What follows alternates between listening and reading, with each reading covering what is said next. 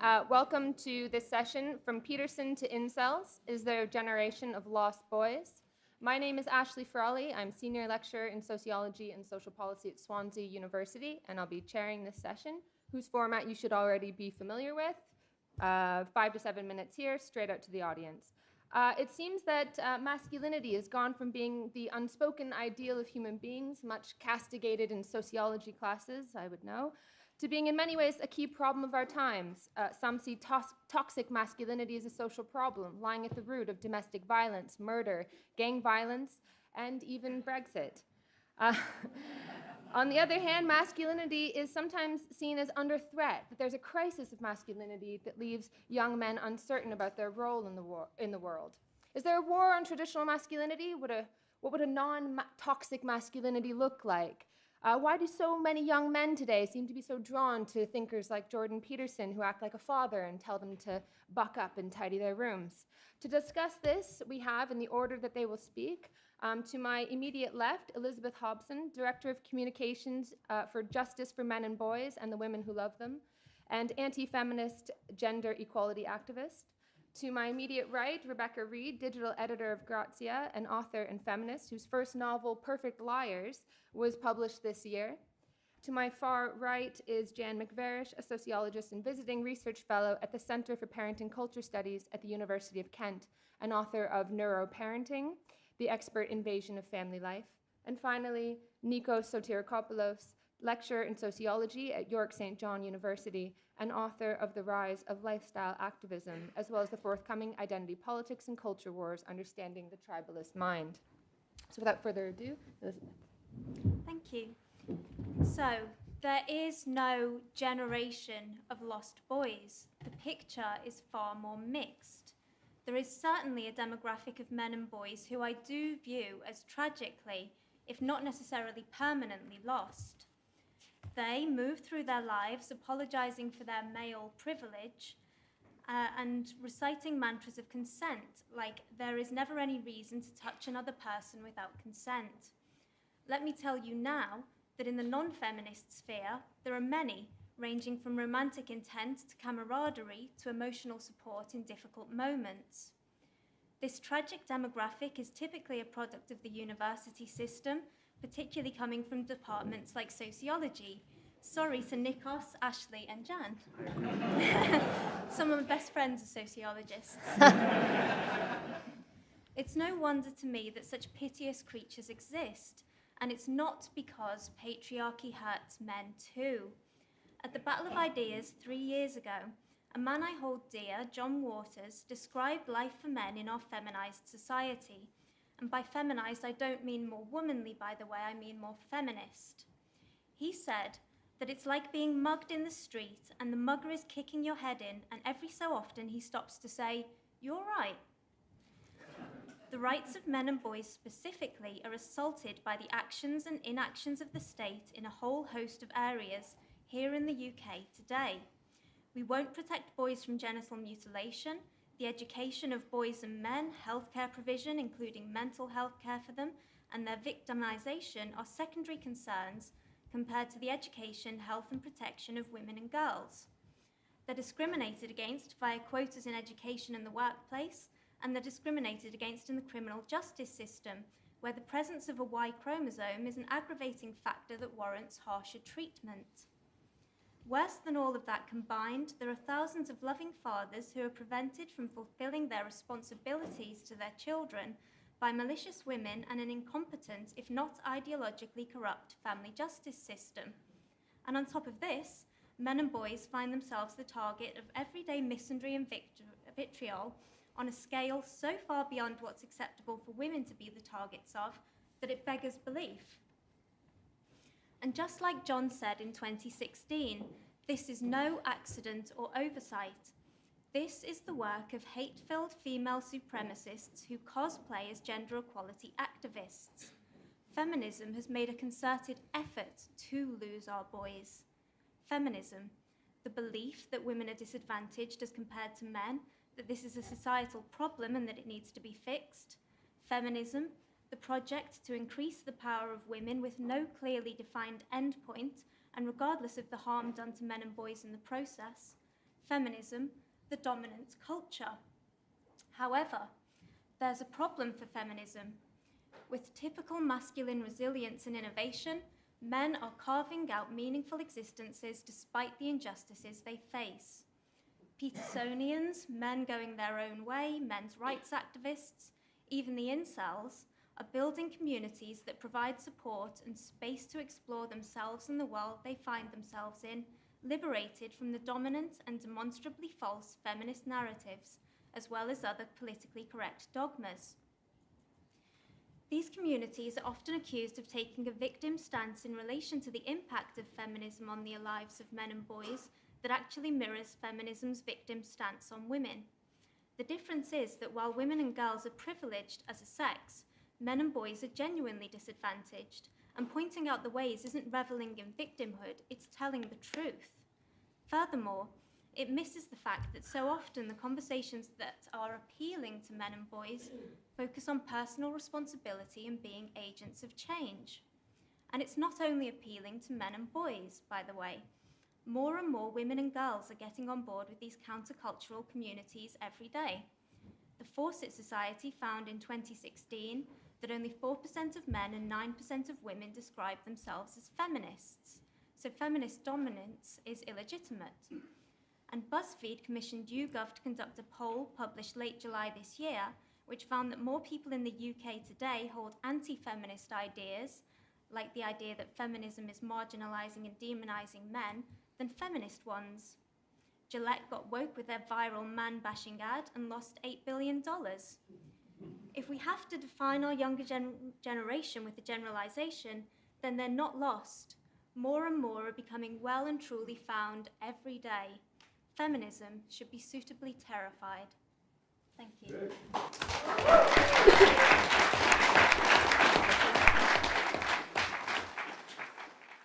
So I hear a lot of objection to the expression toxic masculinity, and I think probably we should clear that up straight away, that the intention of that expression is not to suggest that masculinity is toxic, but that there are toxic elements that can be part of masculinity. It's a bit like saying acid rain. It doesn't mean we hate water.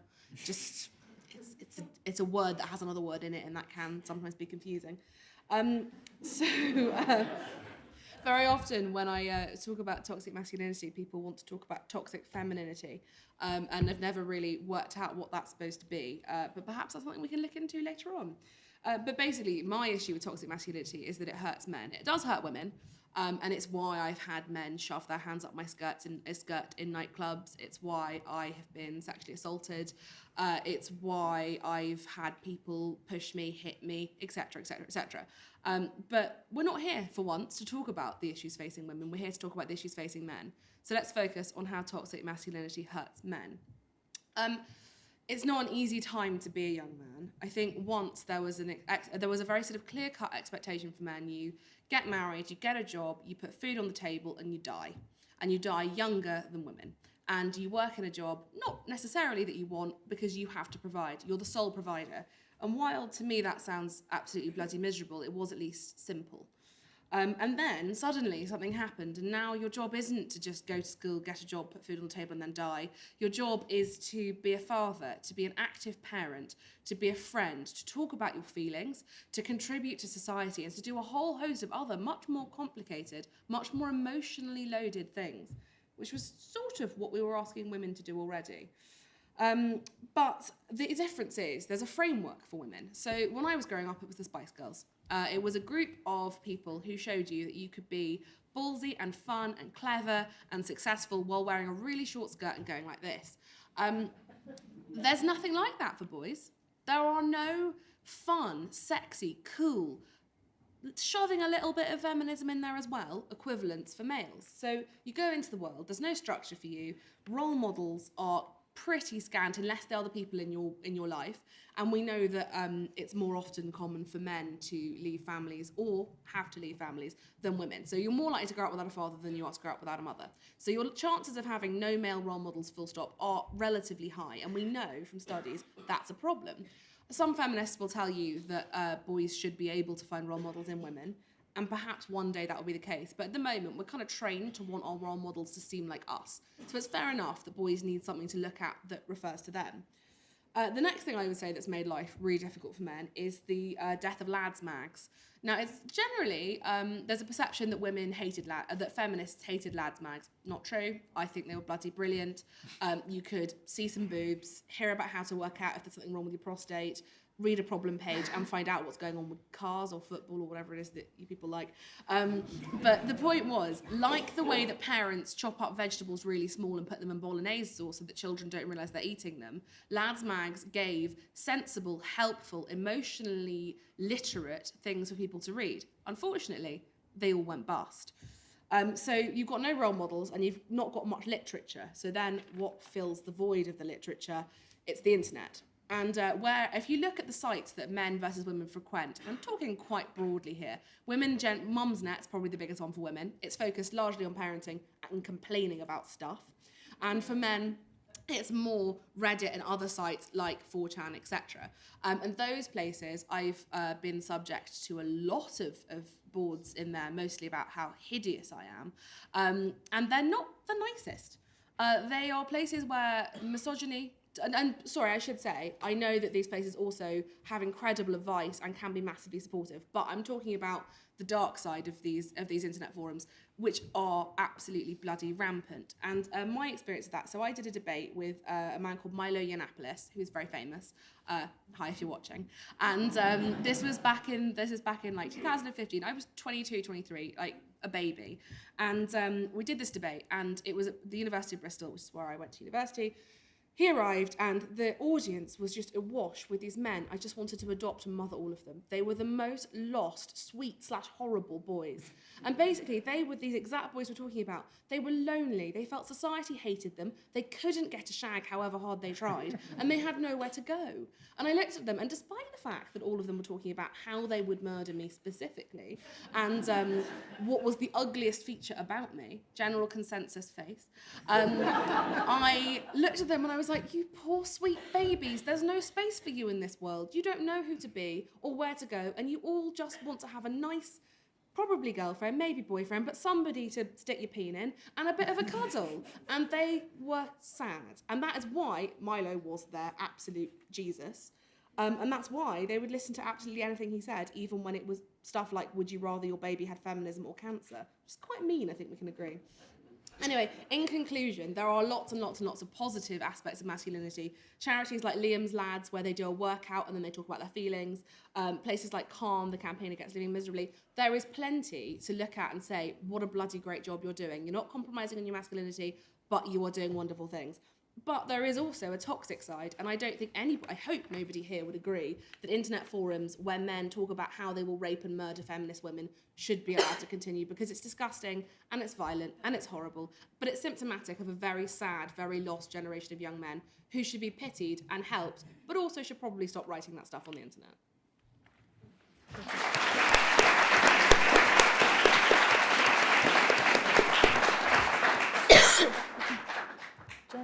Thank you. Well, in defence of sociology and sociologists, I think the point of being here is to try to step back a bit, and certainly to try to step outside the men-women categories, which sometimes I'm in it, one or other, sometimes I'm nowhere to be seen close to either. So I think it's, to start with, to address the direct question of, is there a problem of lost boys, and to sort of pick up on what Rebecca was saying, I think it is true that women have been provided with a very positive view. Well, some would say it's positive. I have my doubts that it's entirely positive, but a notion at least of solidarity amongst themselves. And I think that's quite a comforting thing. It can be quite helpful to take you out into the world.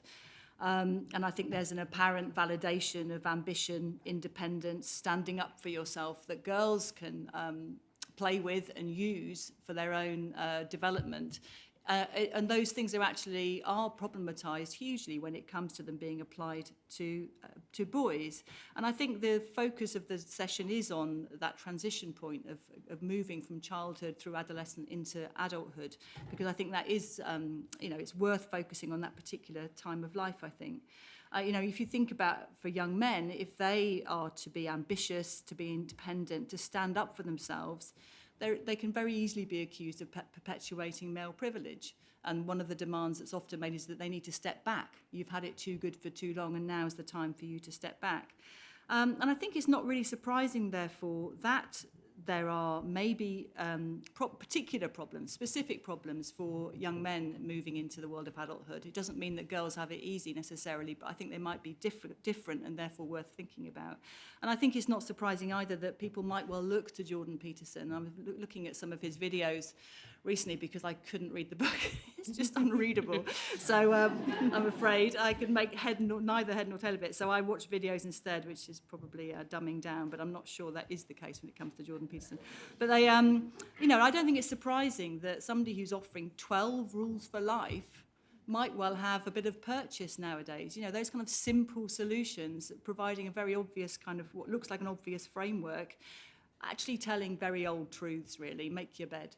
I mean, pet a cat because that's, you know, it can add value to your day and you don't know whether you'll be alive tomorrow. These kinds of things can be said by a scout leader, a vicar, you know, thought for the day, anybody. So they're very, very generic, but it's who he is that, it's because of who he is that it seems to have a purchase with a particular demographic, which is he has been somebody who genuinely has stood up for freedom of speech, freedom of thought, the importance of those things. And I think that gives him weight and some degree of authority, which he wouldn't otherwise have if he was just a vicar with a guitar, trying to connect. However, I also think he's really creepy and you know, kind of socially inadequate. And he's one of these people where when I watch him, I feel the same way about him as I do about Greta Thunberg, where I think I'm missing something. I don't see what you see when you look at this person as some kind of role model. So I think what's going on, perhaps, to look at it more sociologically, I suppose, is if we think about the late teens and transferring into early adulthood, there is a closing down of the space that young people need for figuring things out and making mistakes. And we've got an incredibly unforgiving culture at the moment, which I think will punish young men far more than young women in this regard. The space to make mistakes. There's a kind of mock sympathy for these young men as these inadequates who are this or that, and look how sad they are. And actually, I think it's really insincere. I think it's a very, very unforgiving culture in general, and in particular when it comes to young men. Okay, having sat through all of the identity politics sessions today, I just thought I'd then try to go through some of the points that for me, I think are necessary for us to try to move forwards on all of the kind of ground that's been covered in these debates. And the first thing is I think we need to separate out ideas from people. If there's a problem with masculinity as a concept and a problem with woman as a concept, I think that I can see why that they matter to people and why they're very appealing, because they seem to offer a unity of body and mind, society and individual, at a time when things can feel very fragmented. And that's exactly what Peterson talks about, is this kind of fragmented experience nowadays of coming into the world. And I think there's truth in that.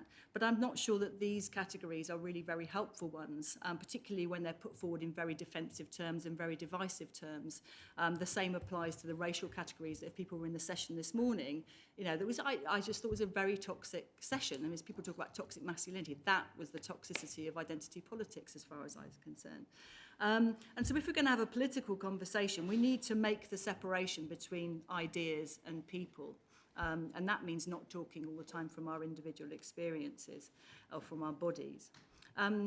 Again, referring back to the white privilege session this morning, one of the speakers said, well, we either have essentialist explanations of the world, race just is a biological fact, or sex differences just are a biological fact, or we have social explanations. And as far as she was concerned, there's only one or the other. And I think that just doesn't work. Those two things just don't work for us. It doesn't capture experience. There's an over-determinism there in the social, which didn't used to be there in social understandings of how we become individuals in the world and how social structures are formed. They've become incredibly rigid and sort of cage-like, really, and inhibit our thinking. So I think we have to do everything we can to try to step outside of those categories and those kind of drivers that we so readily fall upon, like patriarchy, masculinity, white privilege, as somehow these kind of trans-historical drivers of human progress or non-progress. Thirdly, there's a fatalism here, which I think again came out in the white privilege discussion, where a girl at the back said, well, we're never going to solve the problem of racism, but what we can do is struggle against it and make sure that I get into Cambridge or Oxford. Nobody's going to stop me. To which people go, woo woo, this is great. Well, brilliant female or black or Muslim empowerment.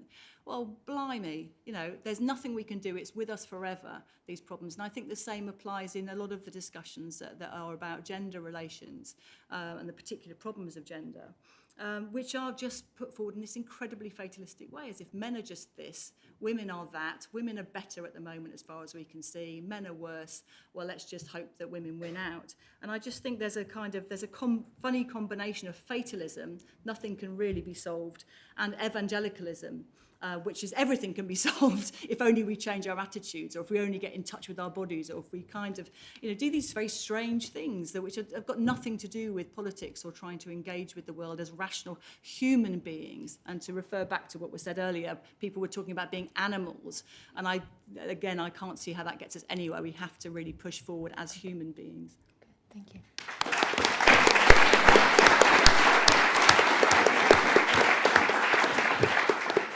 Nikos. Although the job title says sociology, I identify as a political theorist, but that doesn't persuade my head of department. So yeah, sociology it is. So the question, I guess, is there a crisis of masculinity? And I think the answer is yes, but in a way it's even worse. Because the crisis has to do with the values and it has to do with the traits that have been traditionally linked to masculinity, but I think they're actually essential for the flourishing of both men and women. So in today's culture, there is this undermining or sometimes a direct attack in the virtues that can make someone what I could call a sovereign individual, which means someone with agency and someone with having the capacity to overcome difficulties and at the end of the day, change the world. So let's think some of these traits, some of these values that were traditionally considered masculine, and let's see how today's culture deals with them. So a typical traditional masculine trait was the risk-taking, was this experimentation, this rugged individualism that was portrayed, for example, by the frontierman or by the explorer. And the image that comes to mind is, if you remember the Marlboro man from the posters back in the day where we're allowed to see posters with cigarettes. But this was not necessarily something that we should label a masculine trait, because this is important for everyone. So even female kind of path breakers, like, I don't know, Rosa Parks, they had this attitude that the world out there is for me to shape and for me to make sense. So where are we today? Today we find ourselves in a position that even seeing the Marlboro man is kind of prohibited. And now even vaping, not to mention smoking, we're considered to be too much of a basket case to be left alone to make the decision whether we're gonna vape or not. Another traditional masculine trait is dry reason and objectivity. The idea is that the world is what it is, and by using our mind, we're gonna make sense of it. And today, it seems like this has been substituted by a weird kind of emotionalism, an idea that emotions trump reality, and an idea that my self-identification based on my emotions is basically a mantra to the world, that everyone needs to obey by it. And actually, we celebrate in a weird way when people show this outpouring of emotions. Remember when Murray lost Wimbledon in one of the many times, I think 2012, when he cried, and he was like, oh, that is so nice. And there's also this weird narrative that a lot of men, for example, commit suicides because we don't let them have this kind of emotionalism in public, which I never found it a convincing explanation. Or think about the traditionally masculine, quote, trait of discipline and toil. Today, again, we have the opposite. Today, we live in a culture that celebrates comfort, that celebrates lowering the bar so that everyone feels like a winner. And if you want to see how this looks like, visit the university nearest to you. And another trait that I want to mention, which again, typically masculine, but in my opinion, essential for all genders, is this idea of resilience. This idea of heroically overcoming the difficulties and the calamities.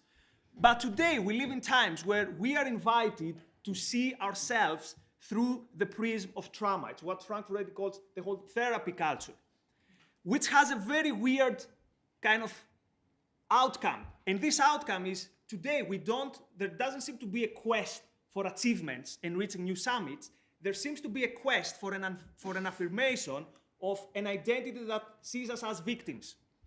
And my problem with this is not that people are snowflakes. I don't even use this term. My problem is that this is really bad for these individuals who buy into this narrative, because it creates a very static identity and it basically limits their horizon to the world. So how do we get beyond that? How do we fight back against this cultural zeitgeist that undermines these values? First of all, I think we need to understand that this is today the mainstream. So I don't think that there is a cabal of feminists or postmodernist, neo-Marxists, however it's called, intellectuals who are kind of pushing this agenda. Unfortunately, this agenda is everywhere. So the first thing we need to do is not to create an opposite tribe to fight the tribalism of identity politics. More on that on my tomorrow's talk on the topic. But there's also something else that we can do. And this is to understand that, actually I agree with what you said, that there is already like a backlash.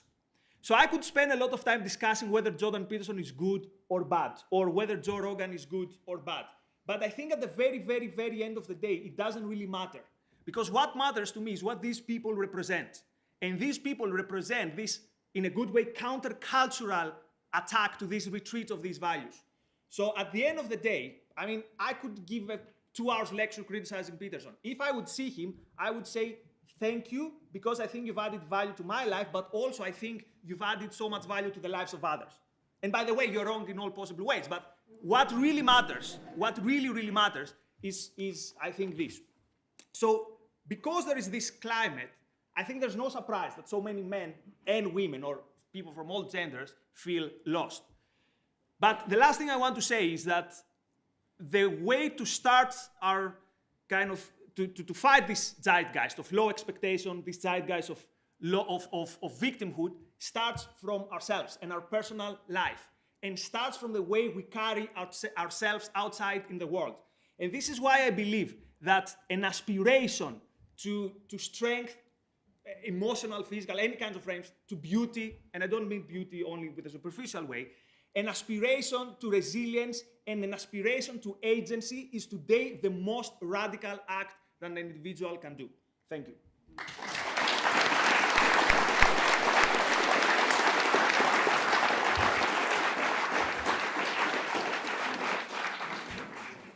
Okay, I want to go straight out to the floor. I actually have first-hand experience with an incel because I went out with one for 6 months. And I can say first-hand that I think that as women, we don't have a responsibility to fix men. And even though I think that men who are, before anyone says anything, I think that men who are obese, disabled, think that they're conventionally unattractive and mentally unstable, don't have very good living situations, all of them deserve romance. But if you are as entitled as the man I went out with was, as an entitled and vile as a good percentage of the incel community are, you do not deserve to get laid. You really don't. And I think that I agree that men who are struggling to find love and therefore go into these alternate toxic cultures, these cultures indulge their own really, really distorted view of the world, that women hate them and, women are just out to be mean to them. I think it comes from a kind of level of entitlement that a lot of men are taught by women and men from a very young age. And in return of the new, way that society functions, where women have a lot more autonomy to reject men, they just can't handle it a lot of the time. Okay. And I think that even though I agree with, a lot of what second speaker you said, I think that kind of speaking about these men who can be, as I've realised, incredibly dangerous as babies and you want to take care of them, I think that's a very toxic way of looking at them, and I can say that firsthand from someone who has to go to therapy because of what this guy did to me. Okay. So thanks. Okay. Can you just give the mic to the person in front of you? As an incel, Come on my Twitter timeline. I'll make you into a believer. So I've been insulted so many times because I'm an incel. And I've been dehumanized because I am one. I've been picked on. I've been abused by women for most of my life. And because if we start a subreddit, it will get shut down straight away because we can't talk about what's going on in our lives because we have to be supervised. If we start a forum, it will get shut down because feminists will try to shut down the forum. It's been done so many times. So, because men keep constantly getting attacked by feminists all the time, and because feminists say, men show emotion, men do this, men do this. But if we were to say women do this, women do that, we get yelled at. So why does women get to define what masculinity is and what masculinity isn't?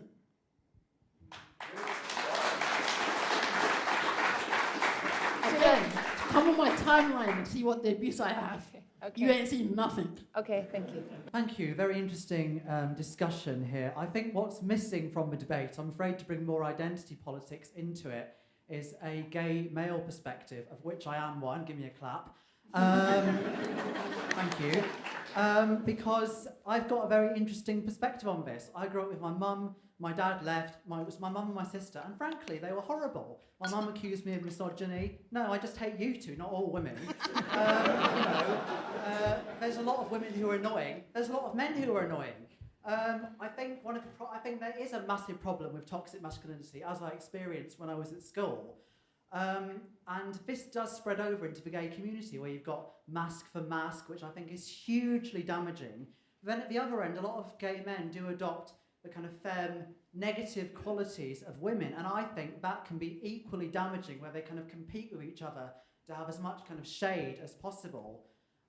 So I think what we need are more feminine values, but good feminine values, and I would counter what the gentleman at the end said. I think the movement of therapy is absolutely brilliant, and I think people should have more therapy, like this young lady. I think if men were encouraged, if it's a female trait, so be it, to think about their feelings, and also the fact that they may shock horror like men. If they don't, that's fine, I can choose from others. Because I think we've only had in the last sort of 15, 20 years the kind of idea of equality with homosexuality. So it's only a relatively new idea. It's become only more widespread recently, LGBT rights. So Okay. I think, I'd just like to end by saying I think it was very interesting that the young woman from Grazia almost quoted something from Donald Trump. It's a very scary time to be a young man. I just wanted to ask the panel what they think of this particular problem that a lot of people have with both feminism and Peterson, which is that when feminists often describe men, they describe incels, they describe rapists, they describe people who say nasty, misogynistic things on the internet. On the other hand, when Peterson describes young men, he describes people that are lost, people that have been completely unmotivated to do things in their life, people that have been ruined by feminism. But is there a sense in which actually this is confusing men with, say, Milo Yiannopoulos fans or Peterson fans, when actually men as a whole are not antisocial? They are normally nice husbands and fathers who obey the law, and on the whole, they don't have sex with people without their consent, and they can get laid, and they're not incels. Okay, to the person in front of you, please. In the 60s, when the contraception really advanced to the stage that women could be freed from their roles as caretakers in the house, you had this massive move to freedom for women, which was an amazing thing at the time, and it freed many people from damaging, horrible marriages that they would be forced to be in. But with this when this independence was gained, the role of the male father sort of started to disappear in many, many families. And sort of now the situation that we're living in at the moment is where men are having an increasingly diminished role in parenting, and that is leading to many, many behavioral problems. There's a direct correlation to single mothered families with young boys who more likely to end up in prison, more likely to do badly in schools, and that's part of the reason why boys are falling behind. but yet it seems here that the interests of feminism and the interests of men are sort of diametrically opposed here, when it would be bad to keep women in horrible marriages, but it's damaging mainly to the male son who is equally being in such a terrible position. And it seems here that it's a very concrete example of where the issues of men and women can't be further apart. And I just want to see how the panel has a response to this sort of a really big issue. Okay, great, thank you. Anyone on the panel just want to jump in and come back on anything? You don't have to come back on everything. So we'll go Nikos, Jan, then Rebecca, and Yeah, okay? I think thank you for your point. It helps me to clarify what I said about therapy and emotions. So therapy culture is not about therapy itself. Like, there's nothing wrong with therapy, and actually there's nothing wrong with people having all kinds of emotion. The question is, do my emotions relate to reality? Let me give you an example. So in New York City, they offer therapy sessions for the trauma caused by the victory of Donald Trump. Like, I'm not saying it sarcastically. I mean, I could imagine someone, I don't know, but could we all agree that sometimes our perception of what constitutes a trauma can be overblown by the whole kind of cultural zeitgeist? So that's one example. Another example is, again, in university campuses, for some reason, the most irrational stuff, the best example. So think about these students in the American universities. There's this liberal Jew conservative pundit called Ben Shapiro. So they said that Ben Shapiro is alt-right, it's like saying Steven Gerrard is like the leader of Manchester United. And then they said, Ben Shapiro, we feel that he poses a physical threat. The guy is like a physical threat for our community. So my point is that in this case, the fact that you feel that Shapiro poses a threat doesn't mean that we have to verify your feelings. So that was my point. And on what you said, I totally agree. Women don't have a responsibility to fix men.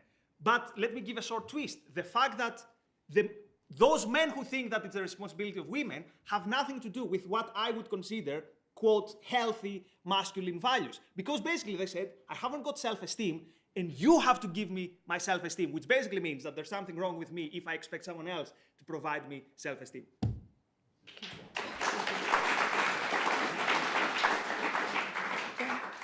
I don't know whether anybody saw, there was a documentary about Germaine Greer last year on the BBC, and there's a really interesting moment where she was complaining about women who, in the face of being with a man who was mean to them, moaned and cried and kind of said, oh, he treated me so badly and now I'm devastated and I don't know whether to go back to him.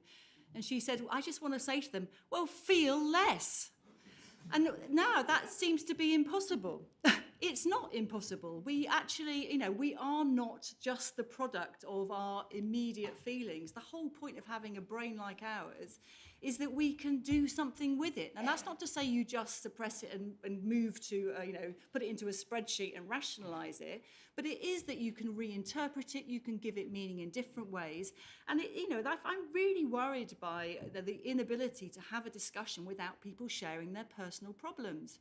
This is not daytime TV. This is the battle of ideas. So, and I think it's evidence of the fact that people feel like it's completely legitimate and they will get validated if they share very private, personal things about their lives. And I want to say, first of all, from a selfish point of view, I don't want to hear it. I want you to feel less and think more. But secondly, I don't think it's in your interest to go around sharing this stuff, because in a year's time, that will no longer be a very significant part of your life. And you will have moved on, and why would you put that out there in the public sphere? This is a public place. This is not you in the pub with your friends. So can we please have a conversation where it isn't prefaced with your personal experience and your personal suffering? We can all go there, but so what? What do we do with that private suffering? What do we do with that? We can't generalize it. If we generalize it, we make it crude. We actually draw it out of you and turn it into something really blunt and not personal, something that you can no longer share with your friends because we've generalized it. So how do we have a conversation in the public sphere about problems which actually probably are real problems. We don't really know. Nobody's bothered to define what they might be nowadays. We just talk about masculinity. We don't say, what's actually the problem here? Somebody will say suicides. When you look at the suicide stats, they're actually in a long-term decline. There was a brief spike last year, but that was because of the way in which suicide is now defined in legal terms. Male suicide is higher than women's, but it's the overall figure in a year is 6,500 people. So but if you asked people, they would probably say upwards of 20,000. So, what is it that what is the problem that we're trying to deal with here? We can't just take it for granted that there is one, perhaps.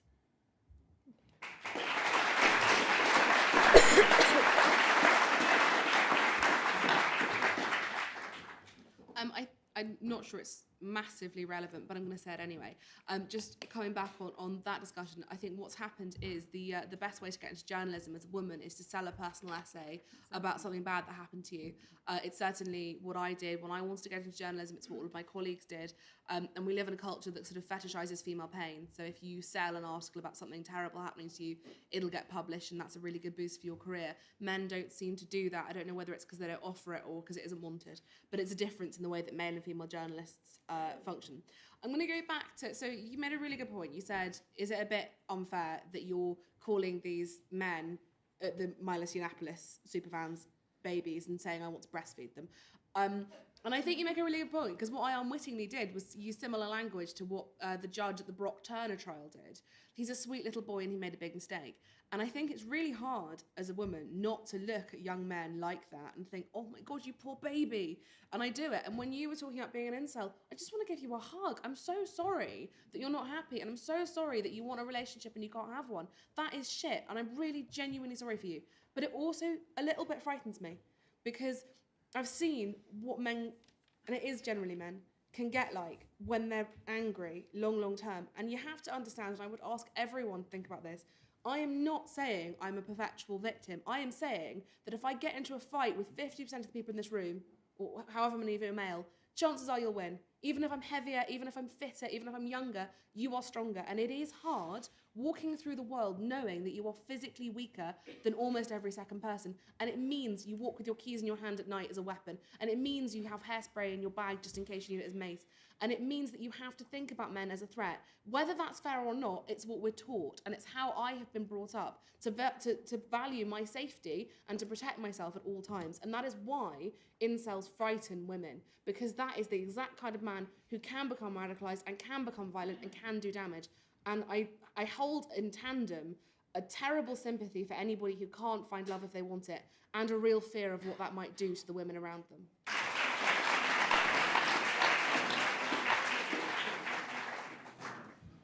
Okay, I'd like to just reaffirm what Greg said over there, that most men are in fact very nice and well balanced and doing pretty all right, and that's great. And it is sad that when men are kind of, we define men and we talk about what men are, we seem to miss that point very often. And I'd also like to talk about men's diminished role in parenting, which, causes massive problems for children. It's a real tragedy when meaningful access between children and loving fathers is not allowed to take place.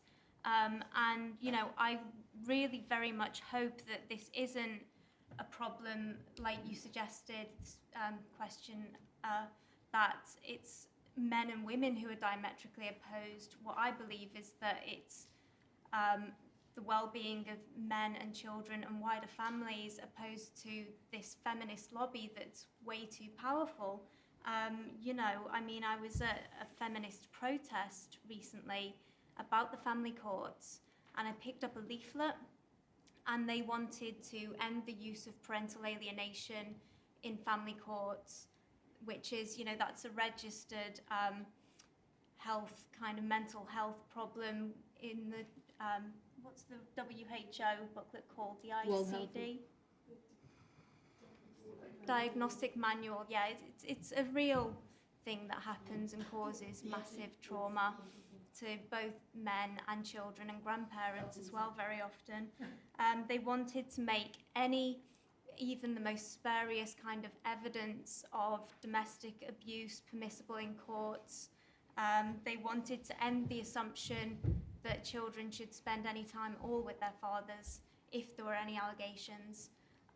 So, yeah, I hope, though, that more and more people, if we can bring attention to what these feminist lobbyists are saying in the ears of our politicians, that we can stand up and say, you know, this isn't right, we need a much fairer family justice system. And on the kind of therapy culture and feelings kind of thing, last point, okay. You know, I was brought to mind of the Hayton Lukianov book, The Coddling of the American Mind, where Lukianov noticed that everything that's going on with the kind of on university campuses is indirect opposition to what he learned in his CBT training. And CBT is a form of therapy that has shown really high levels of success. And it trains people, you know, like Jan was saying, you can feel less, you can learn not to think in such black and white terms, you can learn not to catastrophize, but more and more we seem to be teaching each other, especially on campus, to do exactly that, to catastrophize and to think in black and white. So hands up high. We're going to go to the back. Thanks for a great debate so far.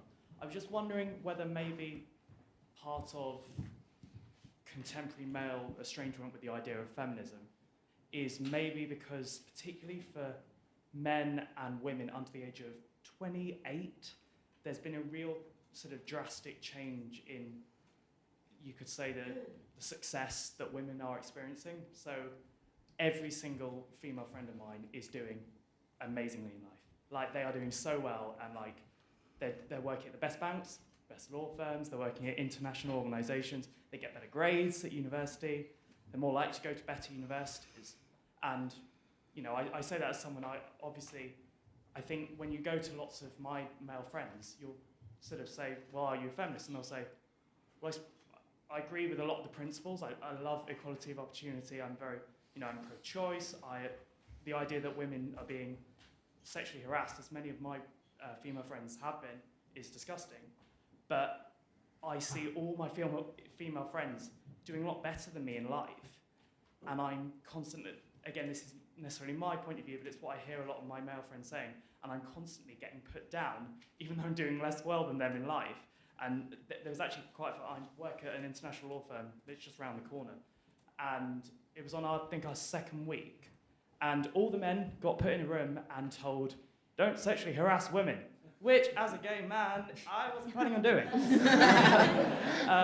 But all the women get taken next door, and they do a terracotta pot making class, which reinforces some certain, you know, dubious stereotypes.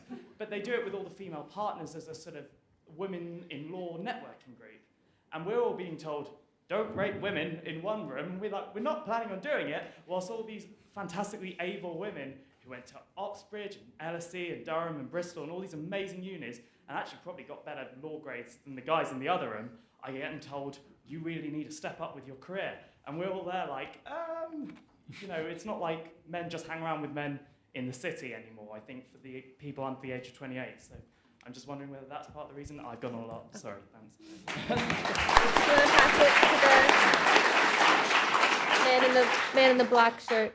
If a toxically masculine behavior, in whatever way you define that, say penetrative sexual violence, like an example out of the air, is not unique to men because it can be perpetrated by either sex, then is it not maliciously false to label it a toxically masculine behavior when it is just a toxic behavior? You say yourself, it's the acid component of acid rain that is bad. It doesn't matter what liquid it's suspended in, it'll burn you. Okay. Yeah. Thank you. No one's made the gag yet about how disgusting it is, the gender imbalance on the panel, but so I've made it now. Brad Pitt in the 1997 film Fight Club said, we're a generation of men raised by women, and there was a very interesting point made over here, only taken up by the one person, which is that we are a generation of men raised by women. And I really do think that the point that Rebecca Reed, I think, made about the Spice Girls is a very interesting one. I think there is a real problem, and I might be wrong. I've been interested in in your views about this, because I think there's a real problem with male role models. There's a debate going on, I mentioned this in another discussion earlier, there's a debate going on in France at the moment, which is seen as kind of an extreme right-wing debate about the fact that they're introducing IVF treatment for lesbian couples, for example, and single mothers. And there's a lot of Catholics and other people who are angry about this, because basically it says you don't need a father anymore. You don't need to have a father. You don't even need to know who your father is.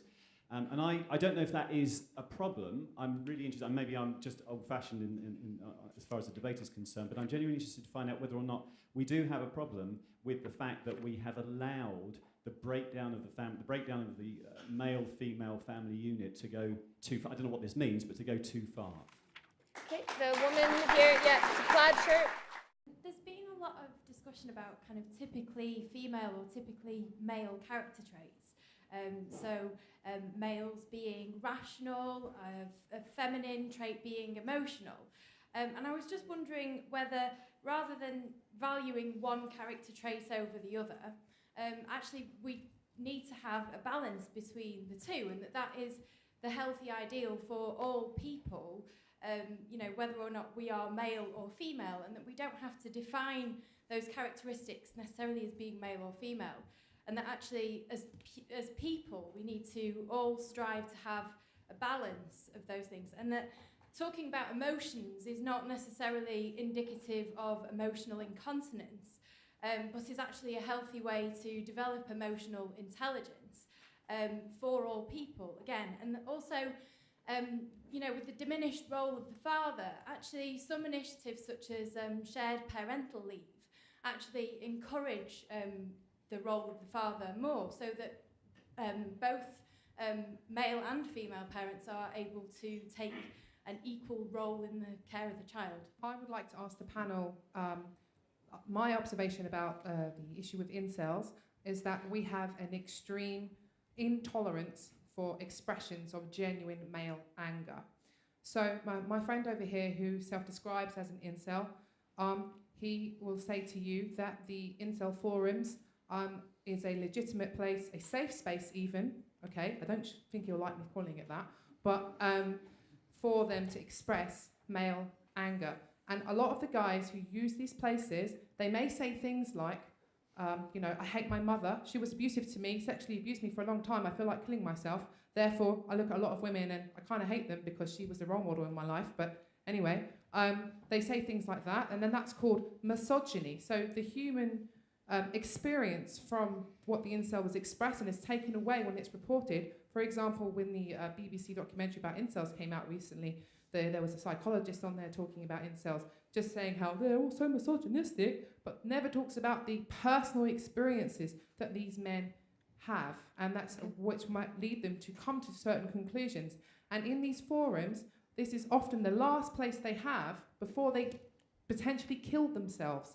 Okay, and any talk about killing other people is a very small minority, as it always is in society. Someone who is a sociopath or psychopath is always like less than 1% in our society. So it would be the same in incels. Okay. They are not overrepresented in that group. Got it. So sorry, I just would like you to comment on my opinion that we have an intolerance for genuine male anger as compared to female anger, because female anger is allowed to be expressed online and in person, and people don't think that female anger hurts others in the same way that men do. And I would say my friend here would tell you that that's not the truth. Thank you. Thank you. Okay, Meg, and then you're the last one. Okay. Now that we have a much better world in which there is a powerful LGBTQ voice, but at the same time we're aware that things like the lack of a male parent is not a good thing, and that fractured households are not a good thing for this, for society in general. Is it not incumbent on everybody to just treat each other as individuals, regardless of whether you're a gay couple, you're a heterosexual couple, or whatever, for the benefit of society? Having said that, there is so much political correctness, like as you've expressed, that we've lost the fun in sex. How does the panel think we should go forward so that people can happily flirt without being accused of anything? Okay, yeah, last question. Quickly, yeah, very quick. Hello, I'd like to disagree with something said right at the start, which is that the demand for men to be more emotional is new. And I think if you just look at art going back, you'll see that there's always been a rich emotional life for men. I'm thinking of Sam from Lord of the Rings, or most of the male characters written by Shakespeare, or if we go to the single most beloved and the single most influential male role model ever written, Jesus Christ. There's always been an emotional role for men. So I don't think this is new, and I don't think that, so because of that, I don't think that can really explain much of the new demand. Good. Okay, thank you. All right, so I'm going to come back to the panel. I want you to be really brief. I know that's really difficult, but just picking up on just jump in. I was going to come back to the balance of masculine and feminine traits, you know, that said the comment that we need that and that we don't need to define them as male and female. And also, I'll tie that in with the comment that there's always been an emotional role for men. So I completely agree that, you know, there are positive male and female traits, and we really would benefit from having a healthy balance of both of them in everyone. But I mean, I think there naturally there has always been an emotional role for men. But I've been reading this book called Fatherhood Reclaimed by a cosmopolitan writer called Adrienne Burgess. And she talks about how throughout history there's documented evidence of very nurturing fathers. And so, you know, this idea that we have now of kind of fathers as disciplinarians and, you know, the patriarch, which literally means father ruler, is actually kind of new. And she talks about this forgotten archetype that we used to have of the earth father, which was like the earth mother. You know, it was very earthy and nurturing and lovely and warm. And then, you know, she talks about 15th century engravings of St. Joseph with baby Jesus, which showed him washing nappies and feeding the baby bowls of milk. And then, you know, gradually throughout, you know, the kind of centuries, through the Puritans and the Victorians, St. Joseph got further and further away as the male and female roles in the family got more distinct. And so, you know, by the Victorian era, women were assumed, you know, they're supposed to be quite passive and submissive and agreeable, and men were supposed to be quite cold, and they were supposed to discipline their children. And I don't think that's, the natural. Okay. Yeah. Yeah, on that comment on which traits are masculine, which feminine. So I mentioned that things like risk-taking and logic are traditionally considered masculine, but what I claim is that we should see them as universal. So they're both good for men and women. Now, of course, there is a place for some yin and yang. For example, you know, if my girlfriend wants to do bungee jump without a rope or whatever, too much risk taking, I should say, you know what, maybe you better not do it.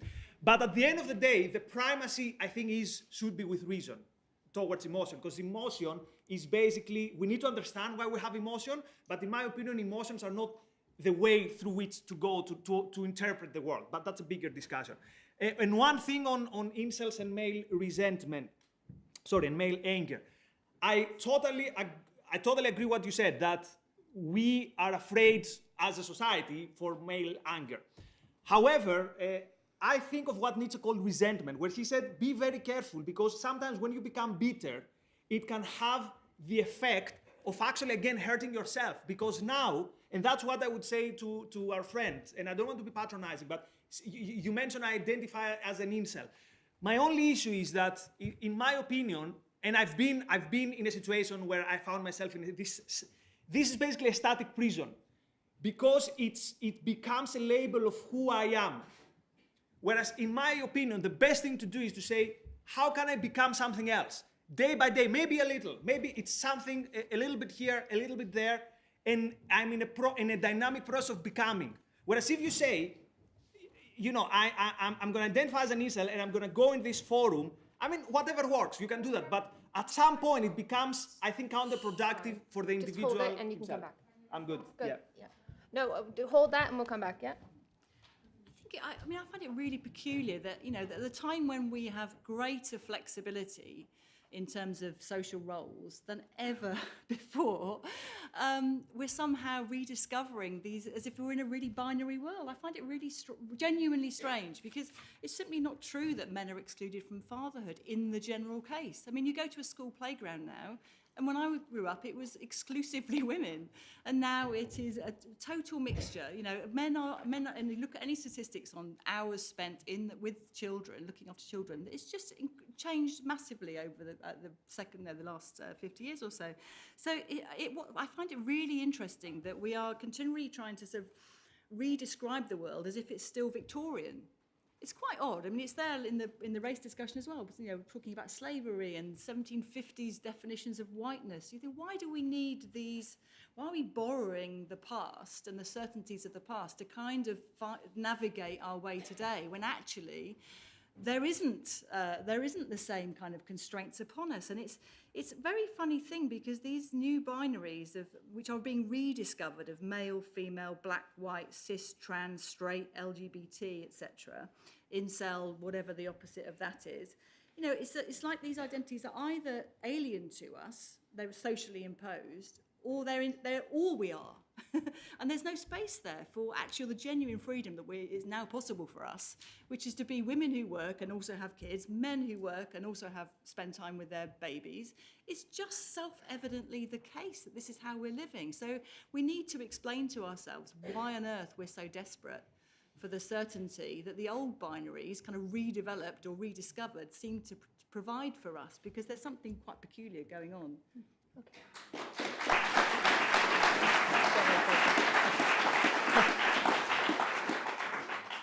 I'm going to try and fire through this really quickly. In the corner, women, I'm 28 too. I'm probably doing, in fact, I am more successful than all my male friends. The second I have a kid, that will probably go down the shitter. And that's the problem, basically. Yes, absolutely. White middle-class women do incredibly well until they have children, and then it kind of falls apart. Toxic masculinity up there, come talk to me afterwards, because I don't have time, and it's a really good discussion. The two things I really want to say. Number one, this isn't going to be popular. We're talking about this like all fathers want to be fathers and they're separated from their kids. The reality is lots of men do leave, and lots of the time men start off with good intentions about seeing their kids, but when they're cut off from the family in a romantic sense, they drop off in their obligations towards their children. I spoke to a solicitor recently. He told me that when they do arbitration for who gets custody, they will ask the father what their child's shoe size is, and apparently 9 times out of 10 they don't know. The reality is, for as long as women are doing the majority of the childcare in a two-person relationship, when the relationship breaks down, it will be assumed the woman is the better carer. That may be completely untrue, but if we liberate women from the oppression of having to, some women want to, but having to always be the childcare provider, we will then create a system in which men are more likely to be given custody. The thing I would say in closing is that everybody knows somebody who's been sexually assaulted. Nobody seems to know somebody who's done the sexual assaulting. So when we talk about being taken into a room and being treated like a potential rapist as a man, that must fucking suck, and I'm really sorry. But the reality is, all of my girlfriends have had someone try and stick their fingers up their knickers on a night out in a club, and that's not acceptable either. Clearly the educational system maybe isn't working. Something has got to change, because that's not acceptable. Okay, so we're going to come back out to the audience for very quick, very brief points. Yeah, what's been missing from this discussion, because you said the lady from Grazia, woman from Grazia, sorry. Rebecca. You know, what is the toxic feminine? I'm a therapist. We talk about the shadow feminine, the shadow masculine, the positive feminine, the positive masculine. In the case of, for example, domestic abuse, many reliable statistics show that 40% of domestic abuse is perpetrated by women. There's a lot of sexual assault perpetrated. Which does mean 60% Can I of finish? men. May I finish? There's a lot of sexual assault perpetrated, sadly, by mothers on young children. That's not really talked about. There's a lot of very bad behaviour by women. So when we talk about toxic masculinity, we're missing out a quarter of the picture, because there's a positive masculine, the positive feminine, the negative feminine, and the negative masculine. It's a quadrant. So the problem with some feminism, it's very unbalanced. And feminism has, in some cases, advanced by coming up with a new catchphrase that can create new books, new articles, new careers. And we need a balanced picture. Okay, good. To this woman here. To that woman, yeah. I'd like to return to fatherhood and the absence of fathers from the lives of both girls and boys, and the detrimental impact that has on all children growing up. I think there is a situation where I too see lots of fathers in the playground. I live quite close to a school, and roughly 40% of those children are taken to school by a male figure these days. But I also work with men who are excluded from their children's lives because women are embittered and they do not feel they need that man in their life, and they exclude that man from their children's lives. This is not a case of men walking away from their children. These are men who dearly want to be in their children's lives and are eradicated from their children's lives. And that has a massive impact on those men and a massive impact on those children as well. Okay, just one more. This gentleman here. Do you think in 5 or 10 years' time the incel movement will be a terrorist threat? As in, I don't mean there'll be an incel caliphate, but as in, we've seen shootings in America. We saw the man in Canada who ran over those women in the street. Do you think online radicalization will be an issue? Do you think that will be an issue going forward? Secondly, what Rebecca said about the men just wanting love, being unable to get laid, it seems to me there's a distribution issue here, and I'm an economist, and please no one laugh at this, but in a framework, if we agree there is an issue, these people don't have sex, it would be beneficial if they had sex at least occasionally. If we had a framework where prostitution was legalized, would it be in the government interest once a year to give every person the going rate and a voucher that they could use on a prostitute, or if they didn't, they could spend it on Amazon? And look, there's a lot of tips here, but I think this could help give them the confidence, because a lot of what gives people the ability to not be an incel is inherited and distributed unequally. Height, handsomeness, charm, charisma, inherit money. You know, these are things that I think there is a lot of inequality and in the ability to get sex. And I think for government, telling everyone, first round's on us this year, would genuinely help solve the solution. And please, this isn't as funny as it sounds. Okay, thank you very much. Okay, so, all right, 1 minute each in the reverse order. Two very quick comments on whether incel is going to be a threat. It depends on whether we go full down the tribalist path that we currently do, because then every single tribe is going to be a threat, because that's going to be the only game in town. These are final words, right? Yes, okay. 1 minute. Less than a minute. So someone mentioned Tyler Durden from Fight Club, and think what Tyler Durden did, not at the end when he blew up stuff, but he didn't just create a circle of complaint. They did stuff, they did a bit of sparring, they did a bit of push-ups, they did a bit of engineering, whatever. So for me, that's the positive thing to take away from Fight Club. Masculinity is not about being bitter and complaining, although I understand that this can be a part. It's about trying to make yourself something better. And this applies for men, women, all human beings, and that's the only way forward, in my opinion.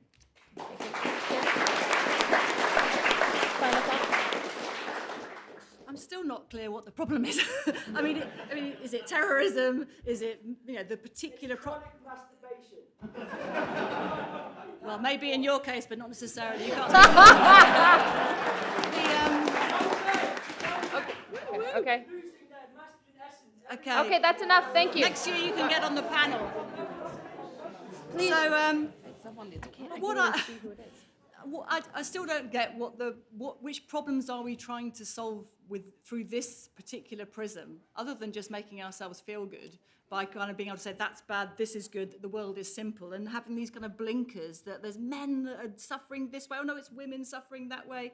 Well, the problems of the world are not going to be solved by people. They're in their bedrooms online. I'm sorry, but the problems of the world and the things that the world needs in order to move forward are going to be solved by other people who are out there in the world, are able to step outside their personal experience, are able to talk to other people. And I'm sorry if that sounds harsh, but that is just the fact of things. So if we're going to have a discussion about how to move forward, we need to stop dwelling on the kind of minority sports of people who are hanging out primarily and existing online, and encourage people to get out there in the normal, real world and actually see that actually people are getting on with life. And men and women are getting together, they're having children, they're going to work, they're doing normal stuff. Those are pretty good role models for anybody.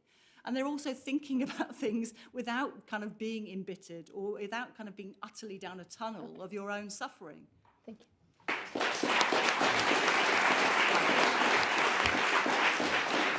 Very quickly. I'm going to say an unpopular thing, which is that please don't think that because I'm saying that more men murder more women and more men hit more women and more... I'm sorry, it's fucking true, they do. Okay, that's enough.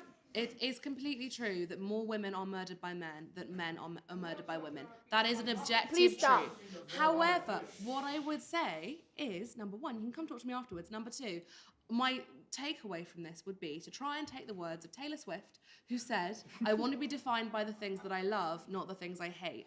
And let's not define ourselves by the things that we don't have, whether it's being an incel or being an anti-feminist or being anti-anything. Define yourself by the stuff that you do and that you do care about. It's infinitely more positive.